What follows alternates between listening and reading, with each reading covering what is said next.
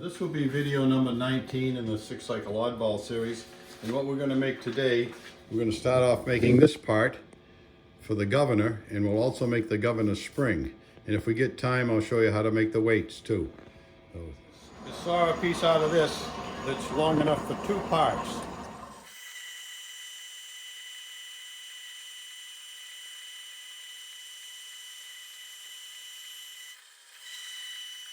Is basically 3/8, and it's 2 3/16 long, so I can saw them in half when I'm done.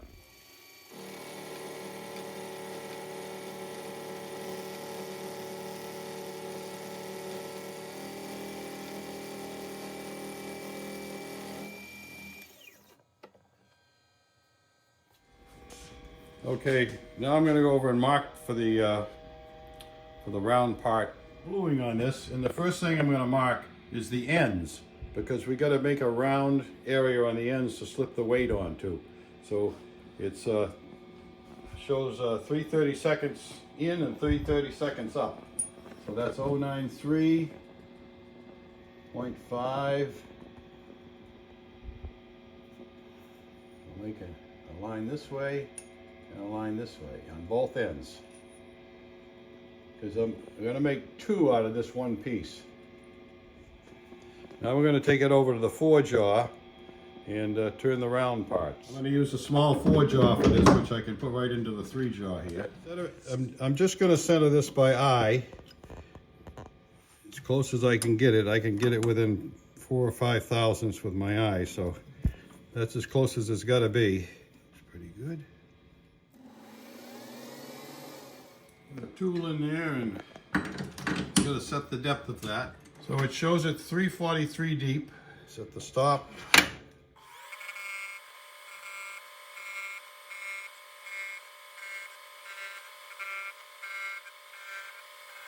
It has to be a diameter of 156, and we're down to 170, so we just got a hair more to go.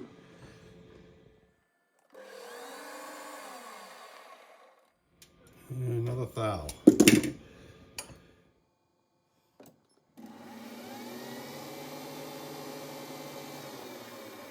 I'm gonna get the micrometer and check it. Yeah, see, that's still a 1/2 thousandth over. So I'm gonna go give it a little clearance. I'm gonna soft solder those weights on there, and I need a little clearance for the solder.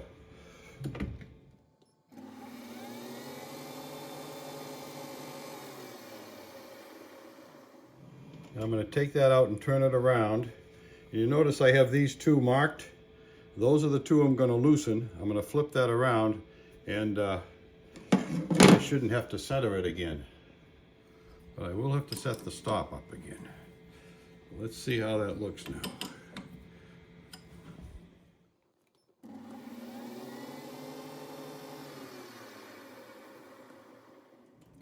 Looks just a hair off. I'm going to just double check it.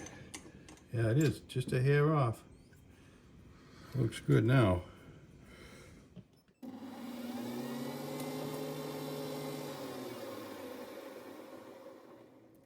Yep, that's right on. So I got to reset the stop. 343 was that?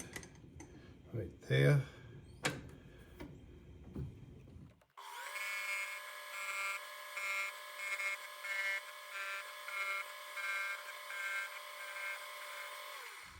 Okay, I gotta take off about 10.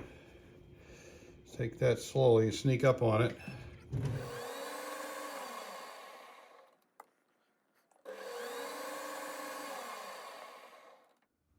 So that's exactly right on 156, but I'm gonna take off another thousandths for the clearance for the solder.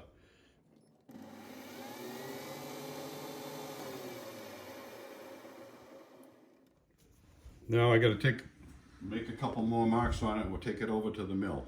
So this is what we have so far. Now I'm going to mark the lines on there for the milling.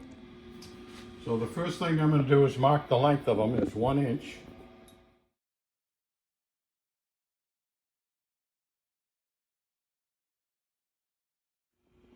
And then I'm going to mark this line, which is 2 281.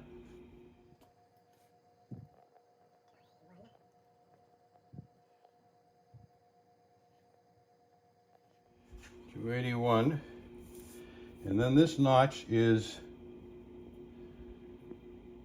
218, and that notch goes in this end, 218.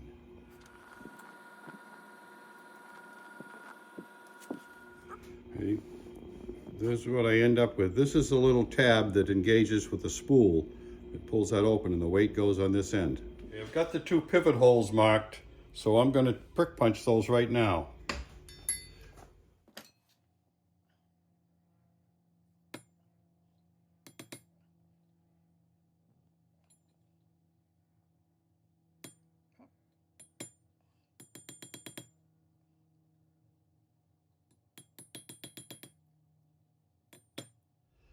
That's good. While this is still a big piece, I'm going to put those 2 holes in there because it's easier to put in the vise than those little tiny pieces when you finish it, cut it in half.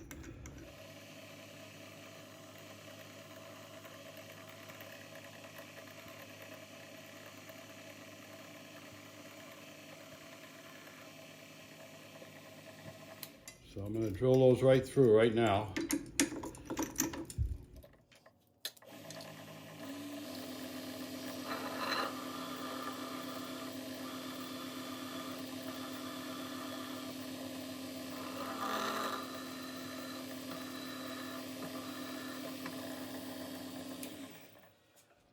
So I double checked that. What I did is I put this in here and aligned it up with that hole, and that should be right in the center of that. So if you didn't make a mistake on this, you can use their dimensions. It's perfect. So I got to drill in through here for the spring now.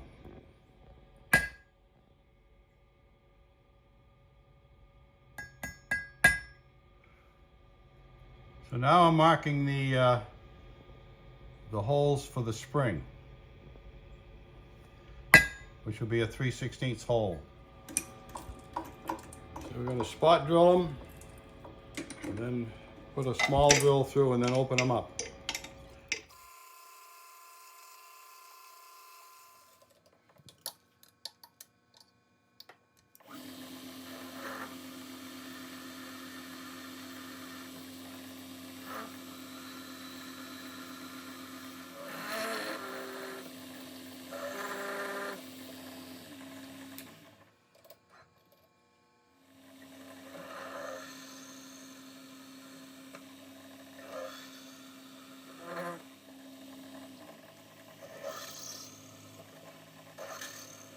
So I'm just going to take the burrs off of those holes.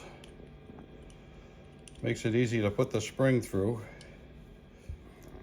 So there's what I have so far, and you can see why I drilled it, because when you get this down to small, you can't drill it. So while it's that size, it's easy to drill. I'm going to mill this over to this line here, down to that level, and then I'm going to take a 3/16 and go in deeper.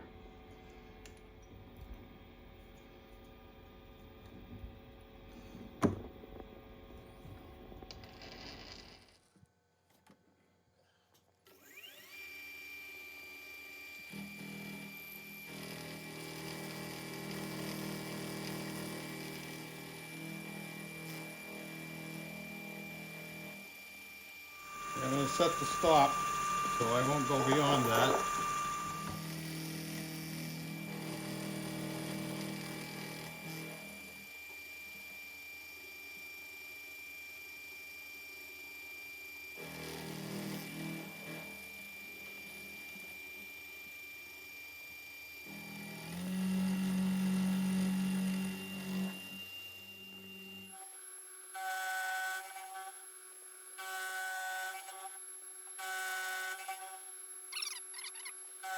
Here's what we have so far. What I'm going to do now is put a 3/16 in there and go down to this other line and make this notch deeper.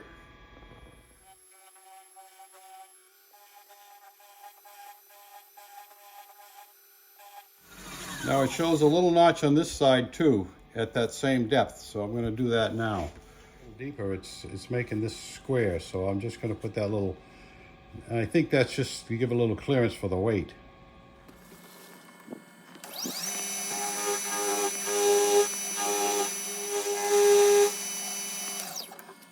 Now I'm going to have to saw it in half and mill up to that line there. And it'll be pretty much finished. And there's just a little filing on it, but that's the part.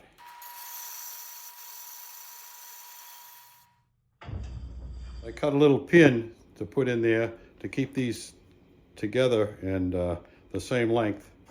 So I'm going to take and mill that down to the right depth. I got to measure it first, but there's not much to take off there. So now I've got those in there. I'm just going to mill down till I've got the, I think it's 3/32 thick. So I'll have to take a cut on them and measure them.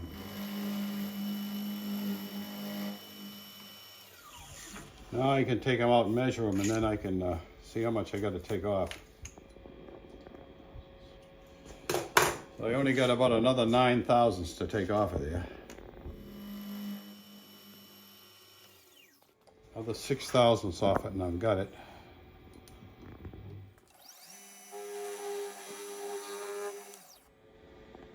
Okay, that's good. It's 1 over. But I got to sand and file these to fit in the spool. So see how that works out. You have to file this round with a little recess there, and you got to get a small round file and a flat file to do that.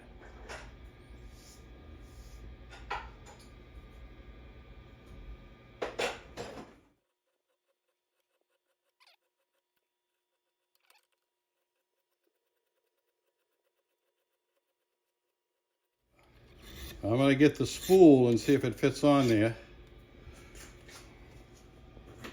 And it has to tilt like this at least. And looks good.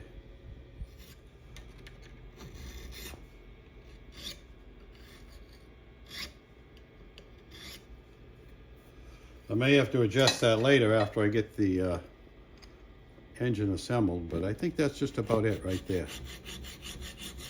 And I'll do the other one. I don't know if you can see it or not, but there's a little dent to the top of it. And if I take the spool, it's going to pull it to it. See, these have to splay out like this. So actually, I think that has to be a little deeper. I'm going to go a little deeper on that notch. I found a smaller file. I think this will do it better, going a little deeper.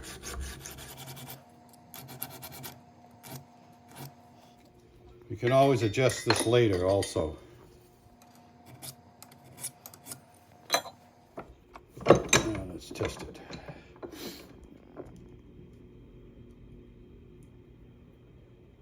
See, that comes out at a pretty good angle. It's going to be this way, I guess, yeah. It's going to be this way, but we'll have to see when it's assembled how it works. Now we're going to wind the spring that goes in there. And what I have found out that it's a 1/8 mandrel will make the spring just about the right size. And this is a 14 thousandths. I think he called for 13 thousandths, but I don't have any 13, so I'm using 14. And it doesn't really matter that much because you're going to have to adjust the spring anyway. If you make it shorter, it's tighter. If you make it longer, it's looser. You can stretch it a little bit, but when you first start the engine, it'll probably be a little too tight, hopefully, and then you can stretch it a little bit. But we'll get into that when we start the engine first time. Okay, I need a pair of vice grips here. He said 96 turns, so this is at least what, three and a half feet tension on this, so I can't have it longer than my arms. See if I can get this started. Okay, so now I got to be able to hold this tight. It's a little long, but let's see what we can do here.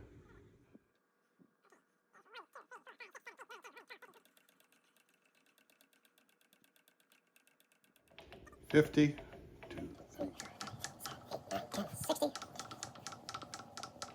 70,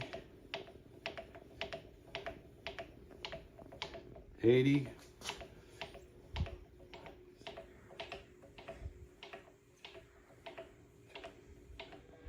96 turns. I got an extra one.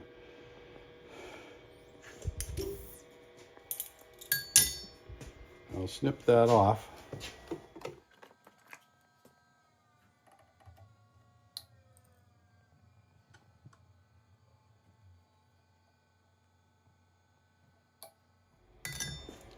Okay, there's the spring. Now if this fits through the hole here, and it does, just the perfect fit. So that's a 1/8 inch mandrel, and this is a 14 thousandths. They call for 13, but you can probably use 14 or 15 even, because you can always put more coils and make it weaker. And it also has to fit into here. That also fits very good. You can see. And you have to, of course, bend the ends up so you can hook them together. So now we'll make the weights. Those are pretty simple. We've got 2 of them actually. And the diameter is 9/16, which is just a little over 1/2 inch. So I'll have to use 5/8 and turn it down. This is all I have for 5/8, but I want to make them out of brass. I think I can squeak them out of there. At least I can make one and show you. And then I can turn down some 3/4 later and make the other one. But I think I can get 2 out of this, if I'm careful. Just chuck it in this. Leave plenty sticking out. So first thing I'm going to do is turn it down to 9/16.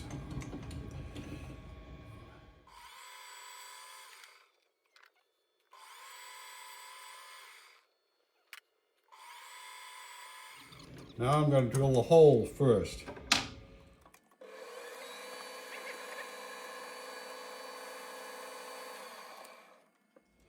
So this is 5/32 inch hole, and I want to go in a little deeper than this is long.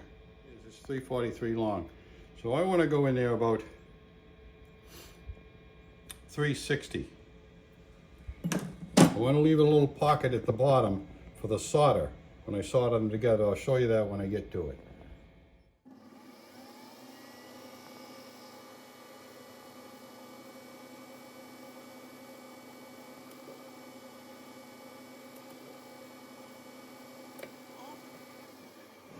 It is 360 deep. This should go in all the way. Whoop. There it does. And there's a little space at the bottom. So what I'll do when I solder is I put a little solder in there, and I put a weight on top of here and heat it up. And when that drops in, then the solder will come up the sides of the part. I can just put the tool in upside down and cut it from this side. That way I don't have to move the compound. It's already set at 45 degrees, and I got to bring this tool way up. So it's going to be a little tiny bit above center, hopefully.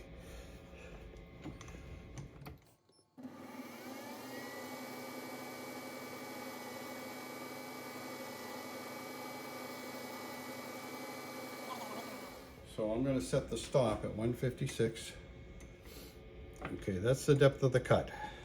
So I decided to show you this. It's probably a lot simpler to do it this way. I'm going to go up 156 right there and mark this all the way around if I can, or at least part way around. And then I got to move up 1/4 inch, which is 250.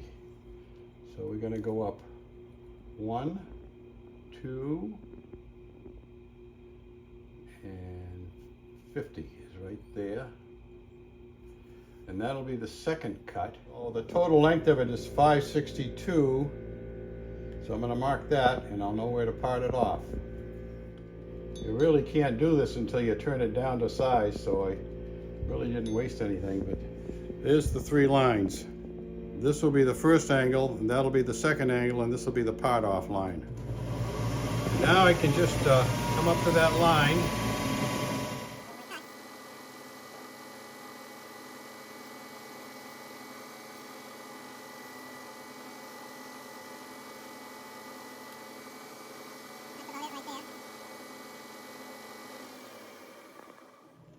Now I'm going to take the parting tool and start to part it off. And that'll let me cut the second angle, hopefully.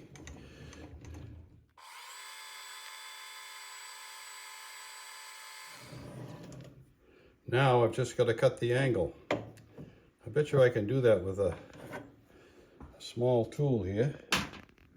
Let's try this.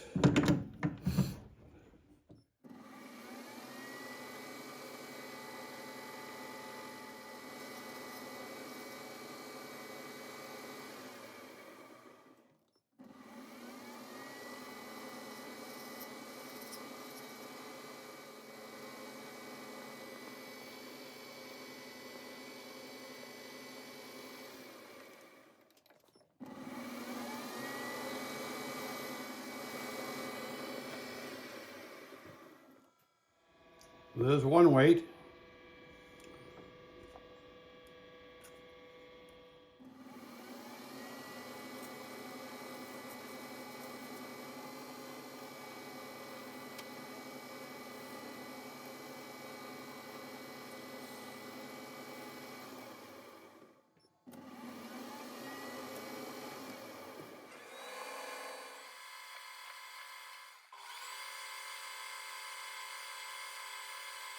So what I'm doing here is I put the tool upside down. I'm cutting on the back side. That's so I don't have to swing the compound around. Because if I was cutting on this side, I have to go that way. So I put the tool in upside down, raise it up, and cut it from the back side. And you still run the lathe the same direction. One thing you do have to remember is to put the tool a little above center, not below center when you do this.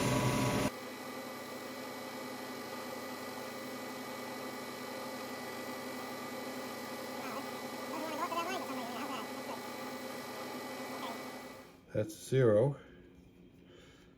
Now, how long was that piece? 562. Okay, we're going to go 1,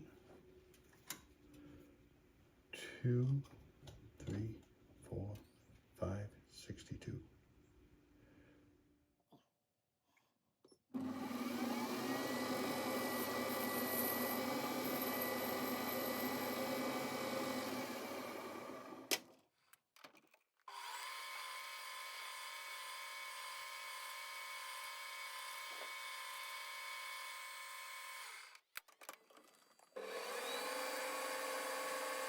So we're soldering steel to brass. So we have to put tinner's acid on the steel and flux on the brass. What I do with this, I just dump a Q-tip in there and go around it. Make sure I got a good coat of acid on it. I want to make sure that's really clean. Then I take a toothpick and I put some flux inside the brass part. And then I'm going to put some solder in there. Take some pieces of this flux core solder.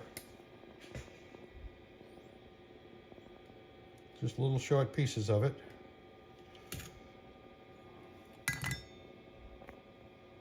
Bend them in half. So I did that to 2. I'm going to drop those in there. Now I'm going to put this in there, and it shouldn't go all the way in. You see that? It's holding it a little bit up. Actually, I'm going to take this over to my tapping thing, and I'll show you a trick. What I have in here is just an old drill upside down, so I have something to put some weight on it, and this creates a little weight. Try to get it somewhere as near straight, and then I'm just going to heat it up with the torch. This doesn't take much heat. And when that drops down, it's going to push the solder up the side of the metal piece. It takes a minute to heat this. You want to make sure both parts are hot. There it goes. just dropped right down in there.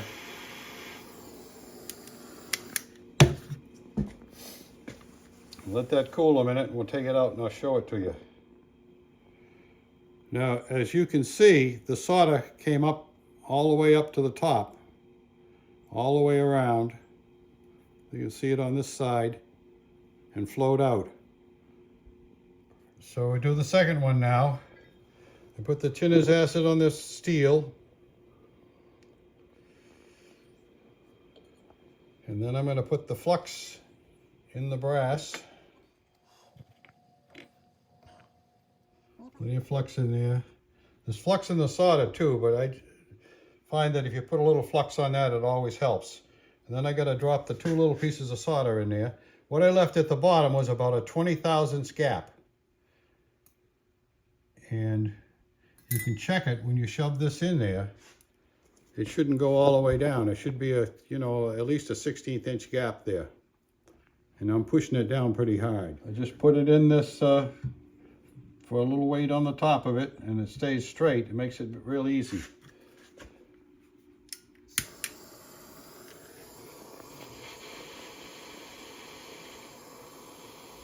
Now, I'm trying to heat both parts at the same time so that it will adhere to the steel. The steel has to be hot also.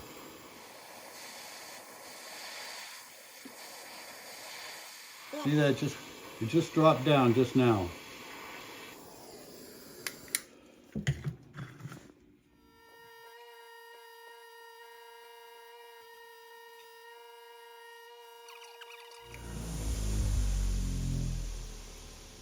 So that concludes video number 19. I want to thank you for watching, and if you liked what you saw, please give us a thumbs up and subscribe to the channel. That helps us a lot. Thank you very much for watching.